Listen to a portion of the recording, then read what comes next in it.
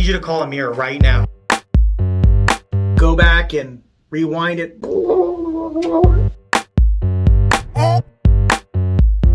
Oh. So you talking shit about me don't hurt me at all.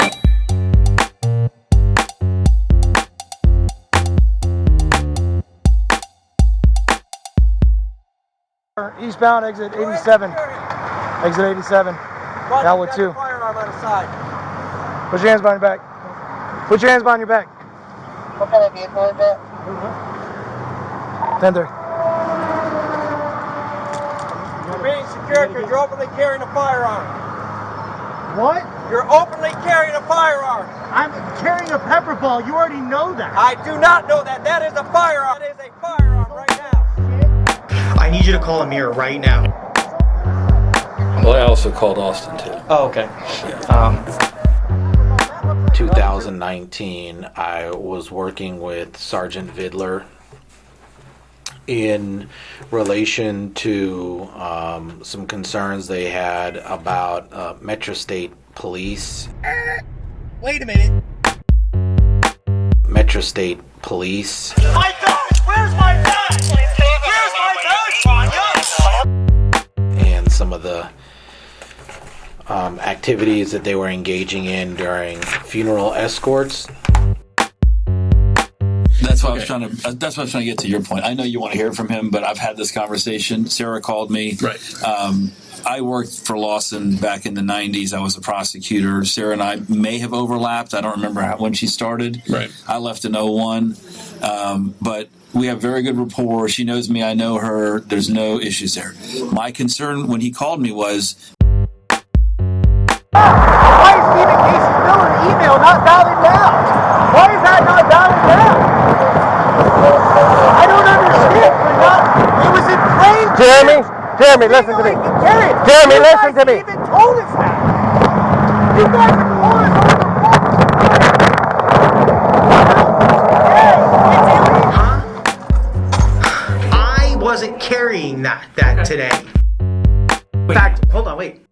Just to confirm my interpretation of the relevant statutes, I contacted the manager of misdemeanors over at the state attorney's office and gave her the scenario and asked for her opinion, and she concurred and informed me that she did not believe that there was anything illegal about anyone carrying a pepper ball gun, as we kind of understood the facts. So I just... Did you review jury instructions for this charge? Do you remember? We may, either myself or one of the other attorneys in my office may have definitely looked at the jury instructions. Well, I also called Austin too. Oh, okay. Yeah. How did you become aware of that arrest?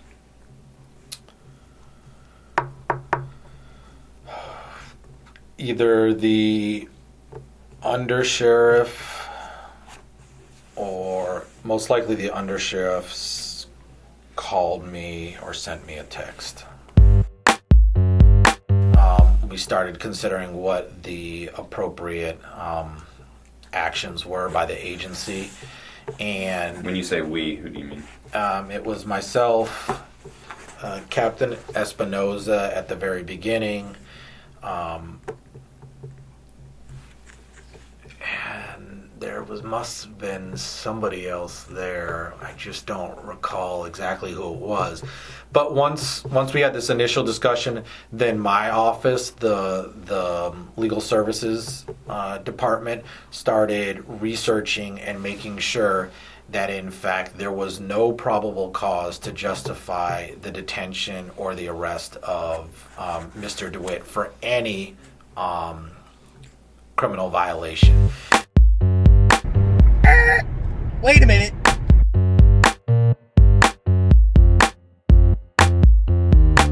I'd feel a lot more comfortable speaking to Austin and whoever my counterpart now is at the state attorney's office. I need to have a conversation with Austin and my counterpart to make sure that we're not doing anything to the integrity of our defense, and I'd like to present that information to you so that you can do a thorough vetting of what's happened here. 970. Go ahead and look it up, Sergeant. It wasn't black and white. It was, but Did you eventually concur with Sergeant Bidler's assessment of the charges?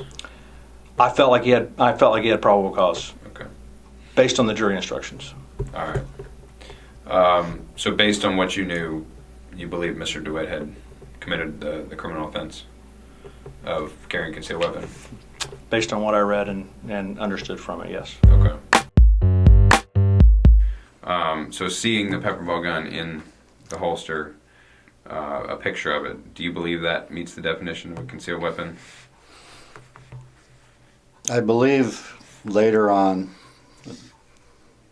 I was shown the jury instructions on a concealed weapon. And then you also have to realize that DeWitte's a convicted felon. So, I mean, I'd have to go into it deeper, but yeah, because here's how we used to differentiate between DeWitte and their weapons. All his weapons used to have a CO2 cartridge, silver one, it stuck out of the butt plate of here, and this one did not. And I don't know what kind of projectiles this one fired or anything like that, because like I said, I didn't see the weapon itself. Okay. I was just told it was a pepper ball gun. Okay.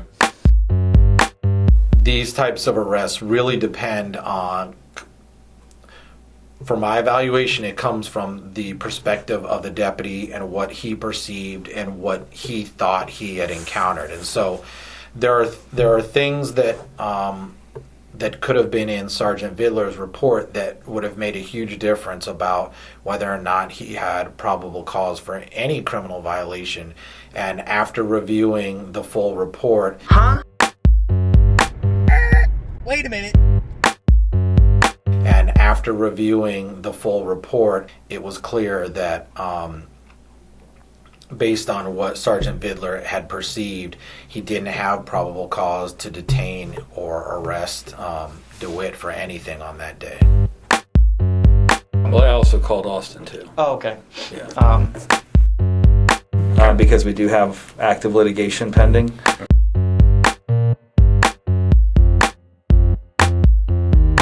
You know, I was a prosecutor for 3 years for Lawson Lamar back in the day. I understand what the laws say and don't say. I understand what they do and don't allow him to do. So setting all of the potential defenses and all that stuff aside, it is apparent to me Concerns they had about Metro State Police and some of the activities that they were engaging in during funeral escorts. It's whatever. Okay. Shirt. Vest. Yep.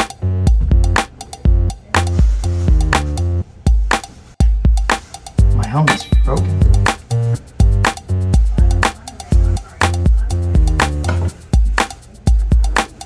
Pants, socks. Okay. Belt. Yep. Watch. There it comes. Oh, there it is. Great. Can I see that? Sure. Come on, dude.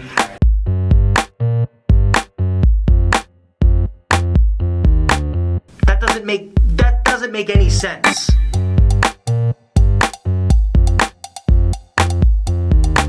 Come on, Corporal. That's bullshit. That's low bullshit if you pull that crap. Come on, man.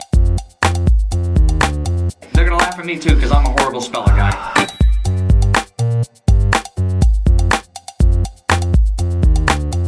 We are state approved. We're state approved. Yes. We have a state license.